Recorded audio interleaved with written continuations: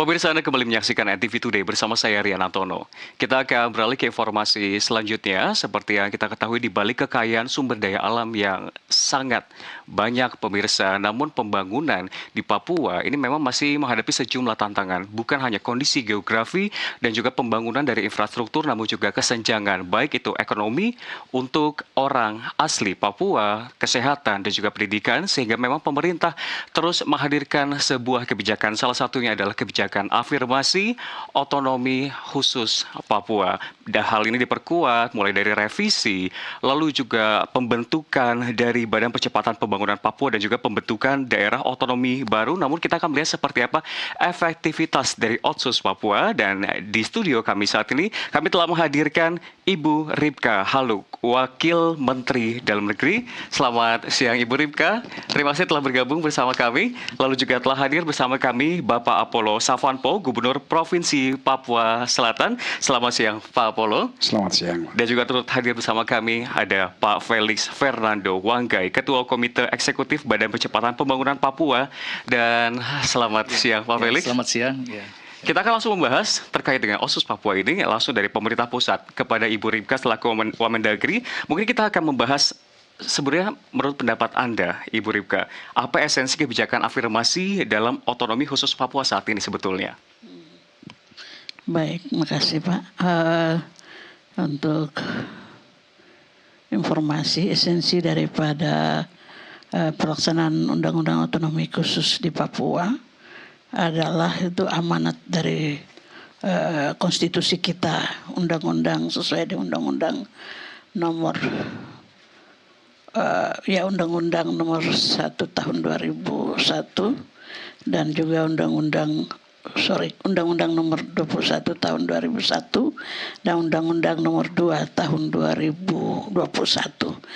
Sesungguhnya esensinya adalah bagaimana pemerintah dalam hal ini pemerintah pusat memberikan kewenangan desentralisasi tugas, kewenangan sebesar-besarnya dan seluas-luasnya kepada pemerintah daerah untuk di dalam alam otonomi khusus ini pemerintah daerah bisa melaksanakan pelayanan kepada publik lebih khusus pada afirmasi khusus untuk orang asli Papua.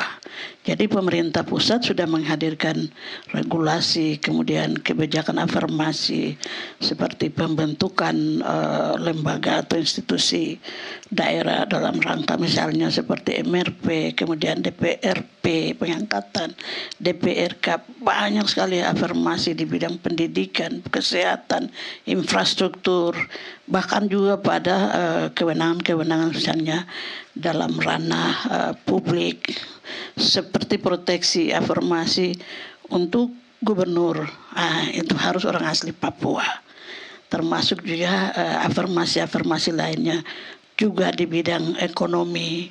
Ya itulah sebenarnya proteksi perhatian khusus yang diberikan oleh amanat negara dalam hal ini Undang-Undang Otonomi Khusus dari pemerintah pusat kepada pemerintah di Provinsi Papua. Jadi sebelum pemekaran sejak tahun 2020, sejak tahun 2001 sampai dengan sekarang, dulunya afirmasi kami dulu di Provinsi Papua induk 1 provinsi dan 29 kabupaten. Kemudian ada juga Provinsi Papua Barat dengan beberapa ini sekarang dengan adanya perubahan regulasi kemudian juga pemberlakuannya masing-masing untuk Provinsi Papua sudah ada 6 provinsi, untuk Papua Barat juga ada Papua Barat Daya, lain-lain. Jadi saya pikir ini bagian bagaimana perkembangan pemerintah terus mengembangkan esensi dalam pelayanan publik khusus bagaimana memproteksi dan afirmasi terhadap orang asli Papua supaya lebih lagi ditingkatkan kesejahteraan. Artinya pemerintah sudah memberikan kewenangan seluas-luasnya untuk pemerintah daerah bisa melakukan inovasi-inovasi dalam rangka percepatan kesejahteraan orang asli Papua. Baik, terima kasih Ibu Wamen, Ibu Ripka. Nah, sekarang kan langsung saja pemirsa kita akan melihat bagaimana ini diterjemahkan ke daerah. Langsung kami telah menghadirkan Gubernur Papua Selatan, Pak Apollo. Bagaimana tanggapan Anda, Pak? Implementasi di lapangan seperti apa dari otonomi khusus Papua ini sendiri? Dan mungkin juga bukan hanya menghadirkan testimoni, tapi mungkin kabar baik juga. Karena kita ketahui kan kembali ke 12 triliun untuk dana otsus. Ya, baik. Terima kasih yang terhormat Ibu Wamendagri dan Bapak Dirjen, sekaligus Ketua Komite Percepatan Pembangunan Papua, Pak Dr. Felix Wanggai. Jadi, Bapak Ibu, para pemirsa Nusantara TV, sebelum sampai ke sana saya ingin jelaskan dulu secara filosofis kenapa ada Undang-Undang Otonomi Khusus Papua.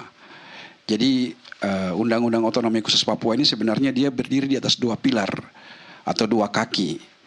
Nah, pilar yang pertama itu namanya Program Percepatan Pembangunan Kesejahteraan Papua, dan pilar yang kedua namanya Resolusi Konflik Papua secara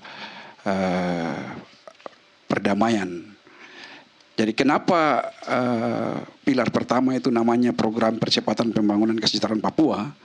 Karena provinsi lain dari Aceh sampai Maluku itu sudah mulai membangun provinsinya sejak tahun 1945, sejak kemerdekaan.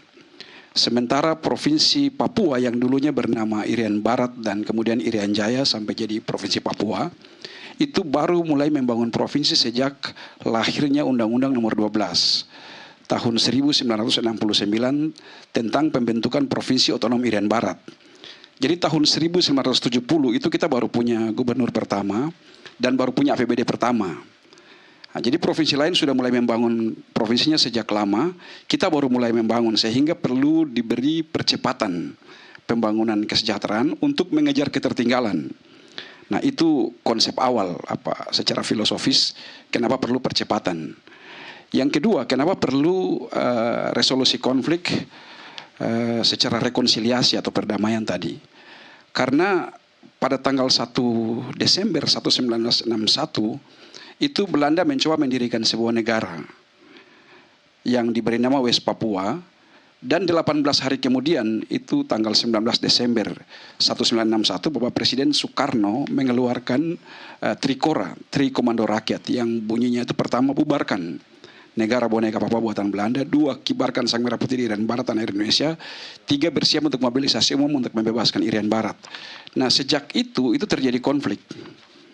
Jadi ada banyak korban baik di pihak aparat kita TNI Polri, di pihak masyarakat maupun orang asli Papua, sehingga ada memoria pasionis. Oleh karena itu perlu kita menyembuhkan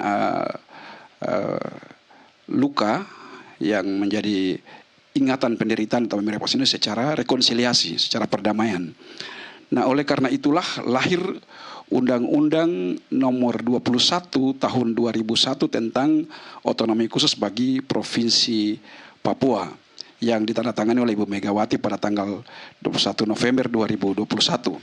Nah, waktu lahir Undang-Undang 21 tahun 2001 tentang Otsus Papua itu sebelumnya satu tahun sebelumnya lahir Undang-Undang Nomor 22 tahun 1999 tentang pemerintah daerah yang dimotori oleh Prof.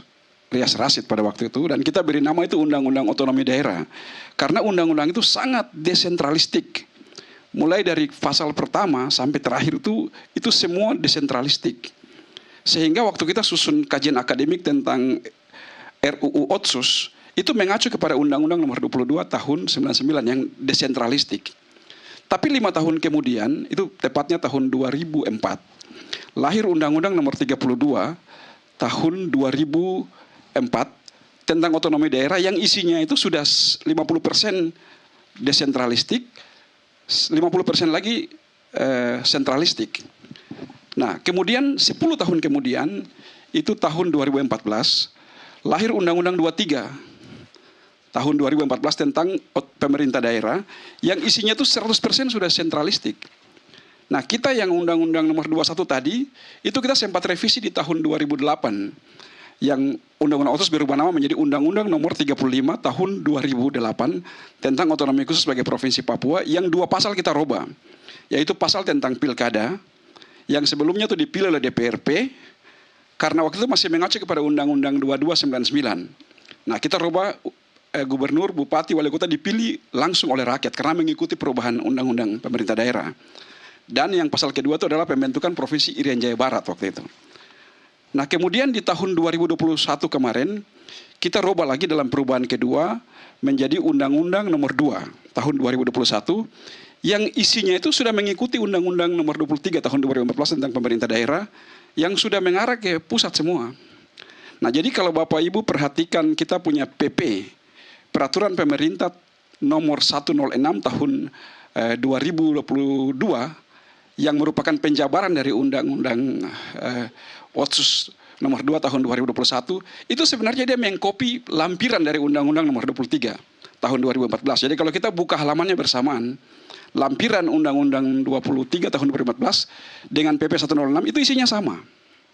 Nah, oleh karena itu ke depan ini kita harus lihat kita mau kemana. Apakah masih mau ikut arahan undang-undang pemerintah daerah atau masih mau memegang kekhususannya itu. Tapi yang menjadi pertanyaan Pak Gubernur, implementasi di lapangan kalau yang Anda lihat saat ini, apakah memang sudah berjalan dengan baik atau seperti apa? Untuk program percepatan pembangunan kesejahteraan yang di pilar pertama tadi, saya lihat memang sudah berjalan dengan baik, walaupun belum seluruhnya kita capai. Jadi misalnya itu program pemekaran daerah kemarin itu salah satu bentuk program percepatan pembangunan kesejahteraan. Karena dengan pemekaran kabupaten kota pada tahun 2003 dan 2004, termasuk pemekaran provinsi, itu sebenarnya bagian dari upaya pemerintah pusat untuk mempercepat program pembangunan kesejahteraan di tanah Papua. Dan program-program lain yang sudah dilakukan terutama dalam 4 sektor prioritas, yaitu pada bidang pendidikan, bidang kesehatan, infrastruktur, dan ekonomi kerakyatan. Saya kira kita harus akui bahwa sudah berjalan dengan cukup baik dan sudah ada hasil yang bisa kita nikmati. Tapi kita juga harus akui bahwa kita masih butuh percepatan yang lebih baik lagi dengan melakukan evaluasi terhadap program-program percepatan pembangunan yang sudah kita lakukan. Demikian. Baik, dan sebelumnya saya ingin bertanya kepada Pak Felix Fernando Wanggai selaku Ketua Komite Eksekutif Badan Percepatan Pembangunan Papua. Kita melihat memang ini merupakan badan yang baru dibentuk oleh Presiden. Lalu dengan tenggat waktu yang sudah bergulir, melihat pembangunan di Papua dan juga otsusnya ini seperti apa? Iya, terima kasih yang terhormat Bu Wakil Menteri Dalam Negeri, Gubernur Papua Selatan, dan pemirsa Nusantara TV. Tema yang menarik ini, kebijakan afirmasi otonomi khusus Papua. Dan kami melengkapi apa yang disampaikan oleh Ibu Wakil Menteri Dalam Negeri, Bapak Gubernur Papua Selatan, bahwa ada benang merah bahwa harus ada langkah-langkah yang bersifat khusus, yang bersifat terobosan dalam konteks afirmasi ini. Dan tentu afirmasi ini kita akan melihat bahwa maknanya afirmasi dari sisi apa? Dari sisi kebijakan, dari sisi kelembagaan, ya. Kemudian juga dari sisi kesubjeknya, yaitu masyarakat ataupun orang asli Papua. Pertama dari sisi kebijakan, dengan hadirnya Komite Eksekutif Percepatan Pembangunan Otonomi Khusus Papua, ini menjadi bagian sebuah komitmen yang serius dari Bapak Presiden Prabowo Subianto, bahwa harus ada sebuah manajemen kelembagaan yang kemudian melakukan konsolidasi. Konsolidasi baik di sayap pusat, yaitu lintas kementerian, lembaga, BUMN, atau mungkin swasta-swasta skala besar yang di pusat, dan juga dengan sayap daerah. Ya, dari Pak Gubernur Papua Selatan yang begitu aktif, kemudian dengan 5 gubernur yang lain dan 42 bupati wali kota.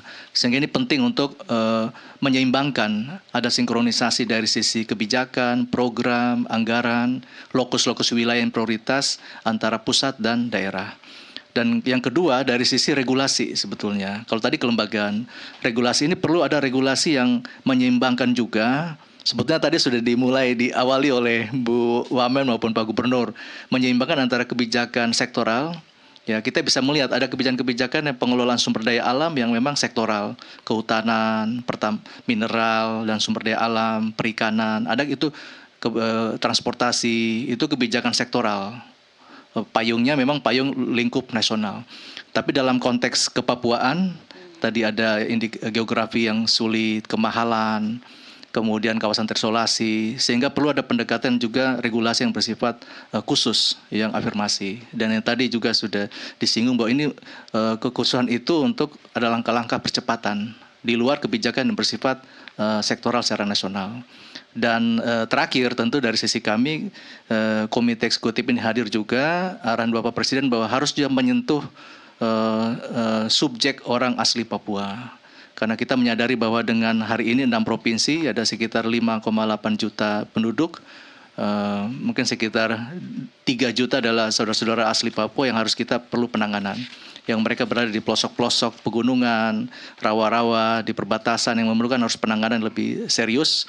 Dan sehingga nanti arah kebijakan, program, anggaran lebih tertuju ke saudara-saudara kita di khususnya masyarakat asli Papua. Inilah makna untuk kehadiran Komite Eksekutif Percepatan Pembangunan Papua.